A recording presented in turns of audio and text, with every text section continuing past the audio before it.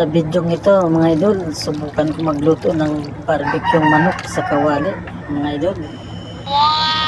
Mukhang masarap kasi may napanood akong video mga idol. Try natin. Pero medyo kulang yung mga ingredients natin. Okay lang yan mga idol. Pansarili lang din naman. Hindi naman yan pambenta mga idol. Kami lang din ang kakain yan mga idol. Yan o, nilagyan ko ng bawang, paminta. At magic sarap. Nilagyan ko na rin. Para sumarap ang ating manok. Kaya pagkatapos ko lagyan ng magic sarap, nilagyan ko na ng asukal mga idol. Imamarinate ko muna siya mga idol. Nilagyan ko ng oyster sauce. Ayan, pampalasa mga idol. Oyster sauce. Pagkatapos nilagyan ko ng toyo mga idol. Ayan o. At nilagyan ko rin ng suka. Wala akong kalamansi. Wala akong nabili mga lods. Okay na yan. Nilagyan ko ng ketchup. Wala akong tomato sauce. Pwede na rin yan. Yan, minikos-mikos ko na mga idol.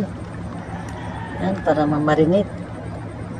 Hinalo-halo ko lang para mahalo yung ingredients. At imamarinate ko yan ng mga 2 oras mga idol. Baliktarin ko lang para manuot talaga yung lasa niya. Ayan o. Yan, tinakpan ko lang na. Binabad ko ng 2 oras. At nagpaapoy na ako dyan para ready na. At sinalang ko na mga idol.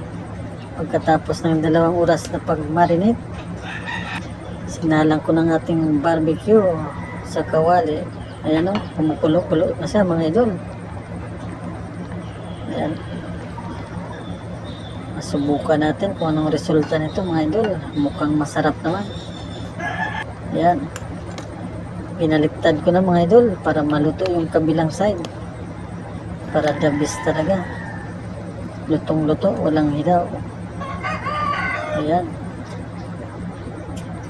Matapos ko mapakuluan ng mga 45 minutes mga lods, tinanggal ko yung sauce na. Yan, hiniwalay ko muna.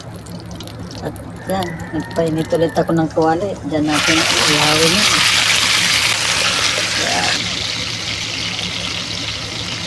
Yan mga lods. Mukhang masarap na sa tingnan. Nilagyan ko ng konting sauce para hindi masunog. Yan. Ayan, nag-brown-brown na siya mga idol. Sarap na. Mapapa-unli-rice na naman tayo yun mga lods. Ayan o. Nagmamantika. Masarap.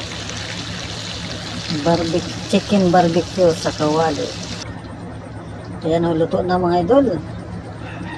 Ano pang inantay natin? Atak na. Ayan o. May dumaan pang bata. Maraming salamat sa panonood nyo mga idol.